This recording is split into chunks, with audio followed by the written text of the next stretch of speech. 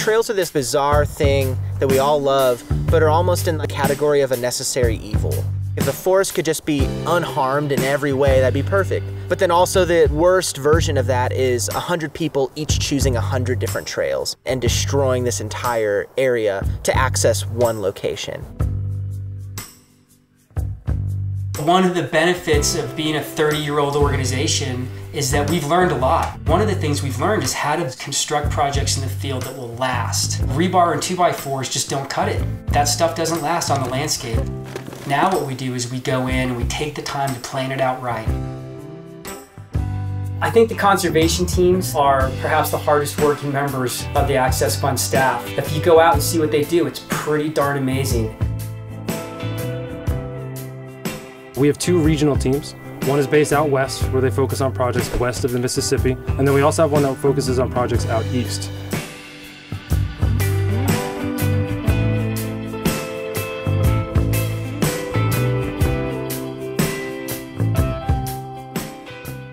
We're working at a place called Lover's Leap. It is a pretty historical climbing area that's gotten extremely popular. And what's going on with increasing user groups is basically high impact, high erosion, and kind of a degradation of these natural spaces. One of the things I love the most about the conservation teams is that they're out in the field in local communities and they're teaching climbers how to take care of our special places. We're the LCO, which stands for Local Climbing Organization, working with the Access Fund. CRAGS is the Climbing Resource Advocates of Greater Sacramento. We're responsible for a lot of the fundraising and also bringing in local Sacramento climbers to volunteer to fix the trails with the Access Fund and the conservation crew. So we're setting up a highline system here to shuttle rock from this beautiful talus field over to our work site. And then we're going to use our grip hoist line to fully suspend that rock up in the air. We help people figure out how to do those good projects, and that's incredibly powerful because there's no way one organization could deploy 27,000 hours of staff time. But in working with volunteer climbers all over the country, we can get an amazing amount of work done.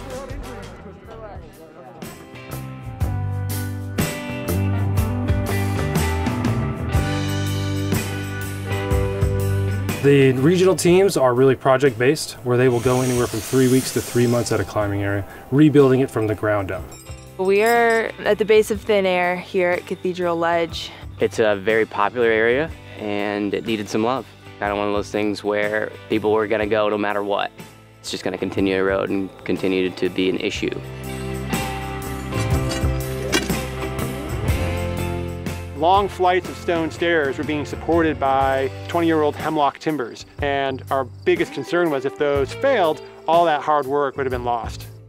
We want to keep the soil levels here. We want to keep the vegetation alive. We want to bring back vegetation where it's been lost, so you have a sustainable place to put your crash pad. That's an incredibly powerful model of how to get things done, and the only way we can do it is to partner up with local climbing organizations, so they're absolutely essential to getting the work done.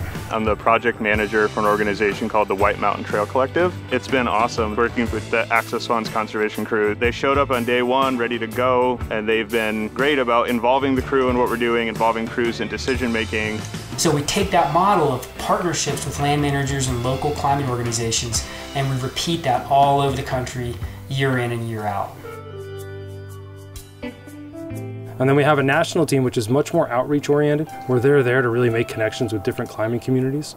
We tend to travel all over the country going to shorter term locations. We are typically in a new place every week or two. The Access Fund likes to say no crag is too big or too small. We kind of get to see it all. A good example of the local partnerships that we help to form is a place called Fun Rock up in the North Cascades. You know, this is a place that people often learn to rock climb for the first time. We are trying to fix some old steps and belay platforms and make them a little more sustainable. And we can go to the land managers and partner with them and share our insights in a really authentic way and say this is what we see as the impacts on the landscape and this is what we need to do to come together to take care of this place. The Access Fund is a great organization because they understand that the Forest Service has a limited capacity to take on extra projects. They're there to help us plan, help us fundraise, and they provide crews as well to actually implement the work. It makes their job easier, it gives the work credibility with the public, and they're able to get a lot more done. Having those easy paths and those structures that are sustainable and those structures that are going to be there for 50+ years means that generation after generation of climber can have as little impact as possible and still have these grand goals and do exactly what they want to do. The more people that get involved, the more we can help prevent those issues. Chip in however you can and figure out how to volunteer and get out on the land and do some good work. More than likely, your climbing area has a local group that wants to take care and do some stewardship work, and they always need help. Always.